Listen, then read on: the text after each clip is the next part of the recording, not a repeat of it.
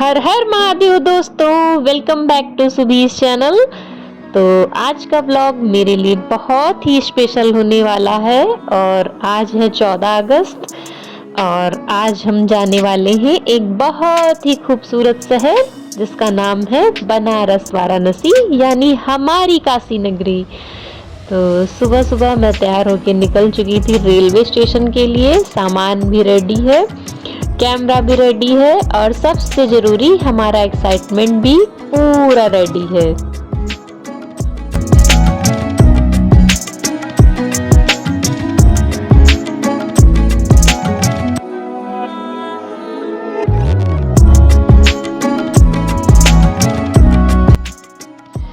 तो आज की जर्नी में हम शुरू करने वाले हैं ट्रेन से और ऑनेस्टली मुझे ट्रेन जर्नी बहुत पसंद है। मैंने बनारस जनता एक्सप्रेस में 3rd AC का टिकट करवाया हुआ था, तो खिड़की के पास ही मुझे सीट मिली हुई थी और बाहर के बदलते हुए नज़ारे देखना, रास्ते में छोटे छोटे स्टेशन देखना और चाय की प्याली। और मैं यहाँ पे बना के लेके आई थी पूड़ी और सब्जी।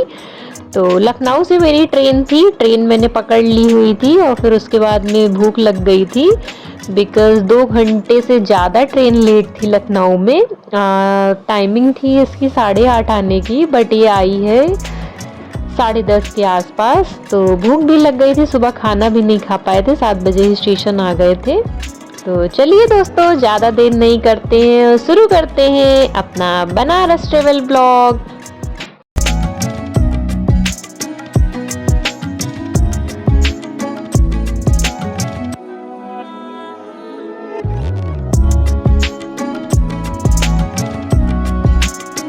तो दोस्तों, जैसे जैसे ट्रेन आगे बढ़ रही है शहर पीछे छूटता जा रहा है और नए नए नज़ारे सामने आते जा रहे हैं। कभी खेत दिखाई दे रहे थे तो कभी छोटे छोटे गांव और कभी रेलवे स्टेशन और कहीं कहीं दूरी तक फैली हरियाली। तो दोस्तों, अगर आप भी ट्रेन से ट्रेवल करते हैं तो आप जानते होंगे कि ये छोटे छोटे मोमेंट्स ही जर्नी को मेमोरेबल बनाते हैं। तो आगे देखिए, मैं आपके साथ अपनी जर्नी शेयर कर रही हूँ।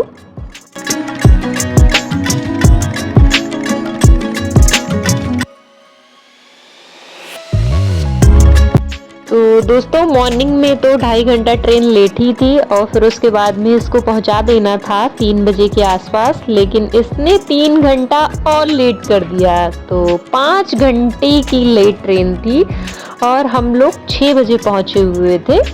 मेरे साथ मेरे फ्रेंड्स भी थे और फैमिली में भी सब लोग थे। तो यहाँ पहुँचे हैं हम लोग 6 बजे। तो सबसे पहले तो हम लोग भगे थे दशाश्वमेध घाट, क्योंकि हम लोगों को आरती देखनी थी और अगर आरती ही नहीं देखी तो फिर क्या मतलब हुआ बनारस आने का। क्योंकि हमारी जो जर्नी थी वो बस 24 घंटे की ही थी, ज़्यादा स्टे हम लोग नहीं कर सकते थे, 3 डेज़ का ऑफ मिला हुआ था। तो इतनी ज़्यादा भीड़ थी सावन के महीने में बनारस आने से पहले। एक बार आप ज़रूर सोचिएगा गाइस कि क्या आप यहाँ पे सरवाइव कर सकते हैं इतने ज़्यादा क्राउड में। मैं तो यहाँ पे आके मेरे को चक्कर आने लगे थे और लोग भी काफ़ी परेशान हो गए थे। और दशाश्वमेध घाट जाते जाते हम लोग सोच रहे थे भगवान बस आरती मिल जाए। और ये देखिए, मैं आपको लोकल यहाँ की मार्केट का पूरा हाल दिखा रही हूँ, कैसे खचाखच दुकानें भरी हुई हैं और कांवरिया जो हैं वो चल रहे थे और रास्ते में भी बहुत सारे लोग मिल रहे थे। अब बनारस के लोकल लोग भी थे और बाहर के लोग बहुत ज़्यादा थे। तो धीरे धीरे हम लोग जा रहे हैं यहाँ पे।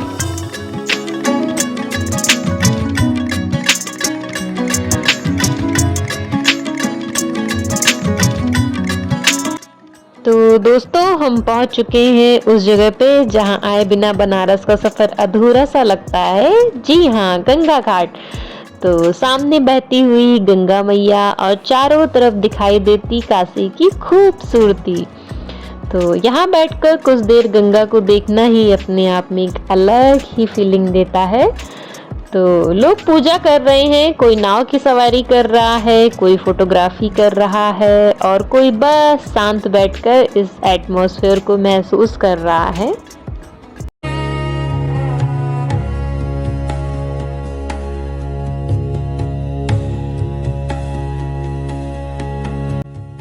तो गाइज़ हम लोग अपने आप को बहुत लकी समझ रहे थे, क्योंकि 6 बजे ही हम लोग ट्रेन से उतरे थे और आरती अप्रॉक्स 7 बजे, करेक्ट 7 बजे स्टार्ट हो गई थी।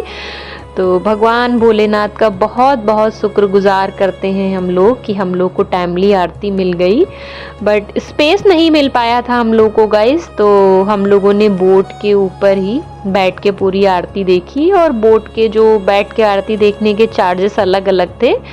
तो मैंने तो सामने जो बोट खड़ी थी वहीं पे जाके मैंने 100 रुपीज़ पर पर्सन दे के यहाँ पे बोट से पूरी आरती देखी हुई थी। और आरती देखिए कितनी अच्छी लग रही है और इतना अच्छा फील हो रहा था, जैसे लग रहा था सारा स्ट्रेस और सारी टायर्डनेस ख़त्म हो गई है यहाँ गंगा घाट पे आके। और ये देखिए कितनी सारी भीड़ है लोगों की, कांवरिया बहुत ज़्यादा हैं यहाँ पे और लोकल लोगों से कम बाहर के लोग मुझे ज़्यादा दिख रहे थे यहाँ पे।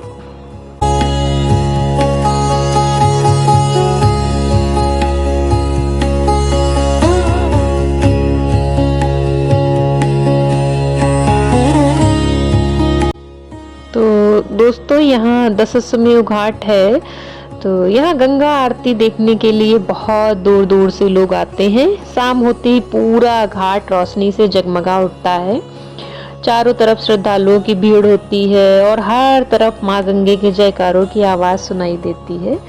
तो यहाँ पे हालांकि ऐसे ही दिखाई दे रहा था सब कुछ और आरती भी स्टार्ट हो चुकी थी। घंटियों की आवाज़, मंत्रों का उच्चारण, जलते हुए दीप और सामने शांत बहती माँ गंगा। सच कहूँ तो इस माहौल को शब्दों में बयां करना बहुत मुश्किल है। This is not just an evening aarti, this is an experience of faith, devotion and peace. तो जैसे जैसे आरती आगे बढ़ती है पूरा दशाश्वमेध घाट जो है दीपों की रोशनी से चमक उठता है। तो अगर आप बनारस आते हैं तो दशाश्वमेध घाट की आरती को आप जरूर देखिएगा। अस्सी घाट पे भी आरती होती है, तो आप चाहे अस्सी घाट की आरती देखिए या दशाश्वमेध घाट की आरती, आपको बहुत अच्छा लगेगा।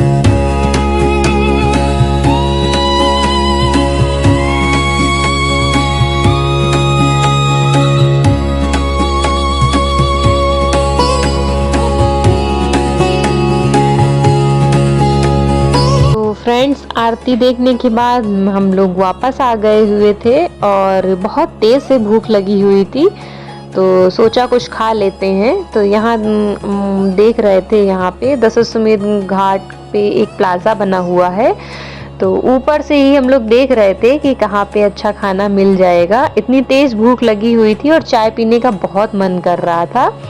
तो इस प्लाज़ा के अंदर हम लोग आ गए हुए थे और इस प्लाज़ा में बहुत अच्छे अच्छे खाने पीने की चीज़ें मिल रही थी।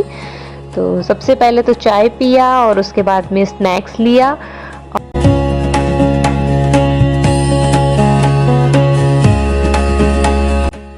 तो गाइस रात के 2 बज रहे हैं और दशाश्वमेध घाट पे ही हम लोगों ने स्नान किया हुआ था। और हालांकि सावन के महीने चल रहे हैं तो काफ़ी ज़्यादा क्राउड था, रात में मैंने देखा हुआ था। तो रात को 2 ही बजे हम लोग घाट पे स्नान किए और फिर काशी विश्वनाथ के दर्शन करने के लिए हम लोग आगे बढ़ रहे थे। और हम पहुंच चुके हैं काशी विश्वनाथ मंदिर के पास में। और लिटरली मैं आपको बताना चाहूँगी कि यहाँ पे जो काशी विश्वनाथ मंदिर के दर्शन करने के लिए जो श्रद्धालुओं की भीड़ थी वो तकरीबन 5 किलोमीटर तक लगी हुई थी। गोदौलिया चौराहा से आगे तो नहीं लगी हुई थी, बट वो क्राउड को इन्होंने थोड़ा सा डाइवर्ट कर दिया हुआ था और वो दशाश्वमेध घाट के आगे कर दिया हुआ था। और चाहे गेट नंबर 1 हो या गेट नंबर 4 हो, वीआईपी दर्शन कुछ भी मैटर नहीं करता है, आपको जाना पड़ेगा ऐसे ही। कोई वीआईपी पास नहीं था। तो यहाँ पे देखिए दशाश्वमेध घाट से लोग डायरेक्टली नहा के तुरंत मंदिर के लिए निकल जा रहे थे। तो मैंने यहाँ पे फूल वगैरह ले लिए हुए थे और एक छोटा सा डिब्बा मैंने खरीदा हुआ था और उसी में जल भर लिया था और ये सारा सामान मैंने उसी में डाल दिया हुआ था, क्योंकि क्राउड इतनी ज़्यादा होती है और लेन इतनी ज़्यादा लंबी होती है कि अगर आप खुले में पानी लेके जाते हैं या जल लेके जाते हैं तो गिर जाता है। इसीलिए मैंने डिब्बा लेना ज़्यादा ज़रूरी समझा और इतनी लंबी लाइन थी तो हाथ में ज़्यादा दिन नहीं पकड़ सकते थे। और यहाँ मैं आपको दिखा रही हूँ कि रात से मैं लगी हुई हूँ और सुबह हो गई हुई है, 5 घंटे हो गए थे गाइस, लेकिन दर्शन नहीं मिले हुए थे। तो 5 आवर्स के वेट के बाद में मुझे फाइनली 8:15 पे भगवान भोलेनाथ जी ने दर्शन दिया और सारे लोग इतना खुश हो रहे थे। और साथ में मुझे ये भी फील हो रहा था कि सावन में नहीं आना है, चाहे जो हो जाए सावन में आपको नहीं आना है।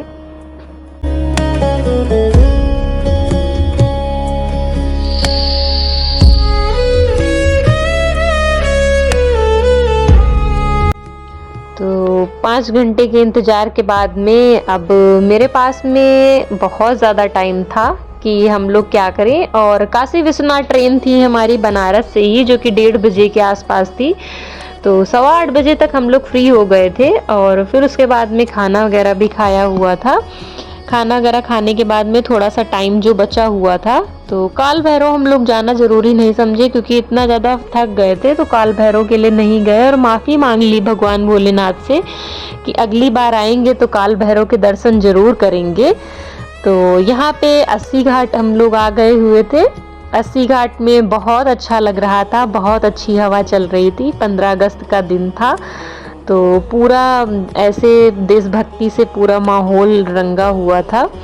और सामने थोड़ा सा मुझे ऐसा लग रहा था शाम को कोई प्रोग्राम होने वाला था, इसलिए मंच पूरा सजा हुआ था और बहुत सारे लोग यहाँ पे आए हुए थे। ज़्यादातर लोगों के पास में ये बैकपैक वाले बैग थे, तो मुझे थोड़ा आइडिया लगा कि लोग बाहर के लोग ही हैं और यहाँ पे बैठे हुए हैं। और यहाँ पे आने के बाद में मोबाइल वगैरह निकालना भी बहुत मुश्किल हो रहा था। बहुत मुश्किल से मैंने ये ब्लॉग बनाया हुआ है, छोटे छोटे क्लिप्स, क्योंकि फ़ोन वगैरह क्राउड में बहुत जल्दी चोरी हो जाते हैं तो फ़ोन निकालने की हिम्मत नहीं हो रही थी। और कुछ लोग आगे लगे हुए थे, कुछ लोग पीछे लगे हुए थे, साथ में जाना भी बहुत मुश्किल हो पा रहा था। तो 2-4 लोग को आगे लगा दिया था और 2-4 लोग को पीछे लगा दिया हुआ था। तो ये देखिए मैं आपको 80 घाट के दर्शन करा रही हूँ।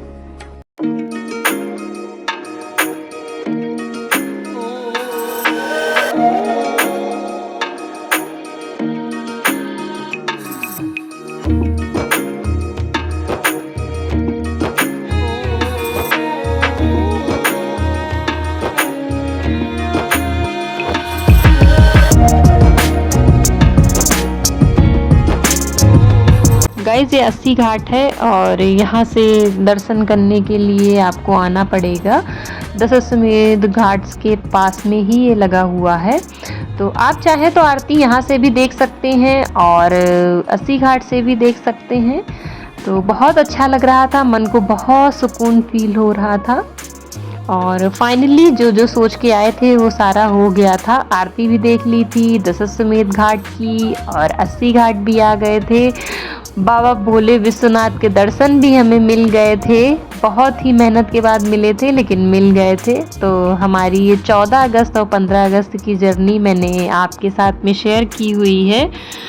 और आप लोग को भी दर्शन कराए हैं। बहुत ज़्यादा मैं आपको क्लिप में नहीं दिखा सकती हूँ क्योंकि फ़ोन वगैरह सब सबमिट हो गए थे, तो फ़ोटोज़ वगैरह नहीं ले पाए थे।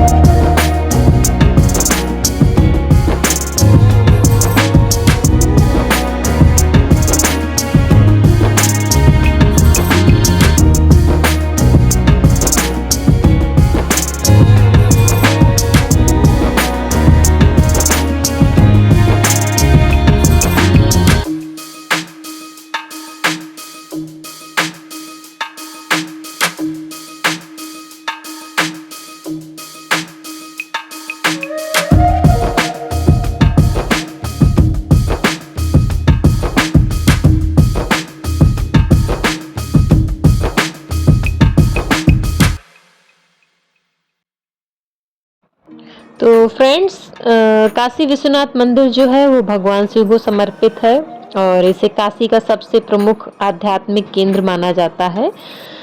यह मंदिर 12 ज्योतिर्लिंगों में से एक है। इसीलिए देश भर से श्रद्धालु बाबा विश्वनाथ के दर्शन करने के लिए काशी यूपी आते हैं। तो मान्यता है कि काशी भगवान शिव की प्रिय नगरी है और इसी वजह से इसे शिव की नगरी और मोक्ष की नगरी के रूप में भी जाना जाता है। जहाँ पे मनकर्णिका घाट है, तो लोग जब अंतिम समय में आते हैं तो यहाँ मनकर्णिका घाट पे भी आते हैं अपना सब काम करने के लिए अंतिम। तो मंदिर के वर्तमान स्वरूप में सुनहरे शिखर और गुंबद इसकी खूबसूरती को और बढ़ाते हैं। तो मंदिर के आसपास का काशी विश्वनाथ धाम कॉरिडोर भी श्रद्धालुओं और पर्यटकों के लिए बहुत आकर्षण है।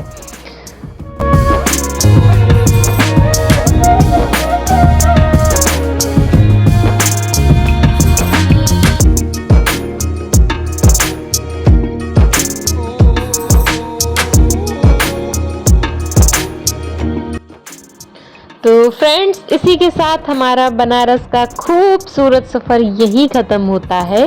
ट्रेन से शुरू हुई हमारी जर्नी हमें काशी की गलियों से होते हुए गंगा घाट, दशाश्वमेध घाट, अस्सी घाट, भव्य गंगा आरती और अंत में बाबा काशी विश्वनाथ के पावन दर्शन तक ले आई। तो बनारस को जितना देखा उतना ही महसूस हुआ। यह सिर्फ एक शहर नहीं बल्कि एक एहसास है। तो यहाँ की गलियाँ, गंगा की लहरें, मंदिरों की घंटियाँ और हर तरफ गूंजता हर हर महादेव हमेशा याद रहेगा।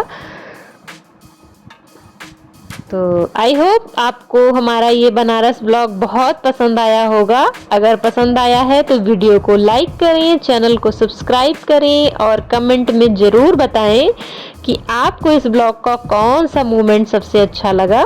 मिलते हैं अगले ब्लॉग में एक नई जगह और एक नई कहानी के साथ। Thank you so much for watching. हर हर महादेव, हर हर गंगे, जय बाबा विश्वनाथ।